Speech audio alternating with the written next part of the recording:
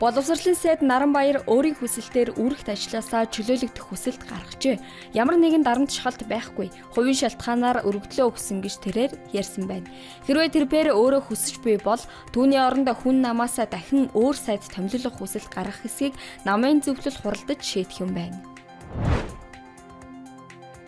Эрчим хүчний сайд Чойжилсран мөн өөрийн хүсэлтээр үүрэгт ажилласаа чөлөөлөгдөхөөр өргөдлөө өгчээ. 3 жил хагасны хугацаанд эрчим хүчний сайдаар ажиллалаа. Салбарт ямар асуудал хүндрэл байгааг дэлгэрэнгүй ярьж, ямар арга хэмжээг хэрэгжүүлснээ тоо баримттайгаар танилцуулна гэсэн байна. Улсын хурлын дэд дарга гасан булган туяа улсын хурлын гишүүнээс чөлөөлөгдөхгүй гэжээ. Түүнийг нийслэлийн прокурорын газраас төрийн эрх барих дээд байгууллагын эрх мэдлийг хууль бусаар авах зорилгоор үгсэн тохирч хүчирхийллийн аргаар авахд бэлтгэсэн, зохион байгуулсан, оролцсон гэмт хэрэг үйлдэхээр завдсан хэрэгт холбогдуулан яллагдагчаар татсан ч дүтгэлзүүлж хэлийн хориг тавиад байгаа юм. Ховд аймгийн Жаргалант суманд менингококк халдварын 2 тохиолдол бүртгэгдэж, 1 хүүхэд эндээд байна. Үүссэн нөхцөл байдалтай холбогдуулан ойрын хавьтлын 86 хүнийг тусгаарлаж, үзлэгт хамруулж, сорьцод халдвар илрээгүй тул дархлаажуулалтад хамруулжээ. Түүнчлэн онцгой байдлын шийдвэрийн дагуу халдвар бүртгэгдсэн 7 дугаар сургуулийн 1-5 дугаар ангийг захимаар хичээллүүлж байна.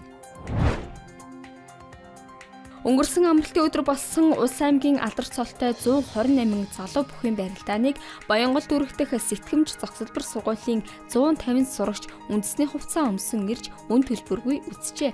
Монголын үндэсний бүхийн холбоо энэ оныг соён гэгээрл үндэсний бүхийг сурталчлах, бүхчүүдийн нийгмийн харилцааг дээшлүүлэх хичээл болгон зарласан. Үүнтэй холбоотой нийслэлийн сурагчдад үндэсний бүхөө илүү танин мэдэх боломж инхүү нэгджээ. Бүрээдэд монгол хэлний 7 хоногийг тэмдэглэж, орчин цагийн монгол хэл хийгээд нацаг дөржин мэндэлсний 120 жилийн ой нүүдэлчин монгол сэдвээр чөлөөт хэлэлцүүлэг өрнүүлжээ. Халтын эслэлээр оюутнууд монгол хэл дээр өөрсдийн бэлтгэсэн богино хэмжээний видео бичлэгээ үзүүлсэн байна. Бүрээдэд монгол хэлийг сонирхон суралцагчдын тоо өдрөөс өдөрт нэмэгдэж байгаатай холбоотой Бүрээдэх сургуулийн дэргэд монгол хэл соёлын төвийг нээгээд байгаа юм. Ice Global-ийн цөөн хормын мэдээ байлаа. Ажлын амжилт хүсье.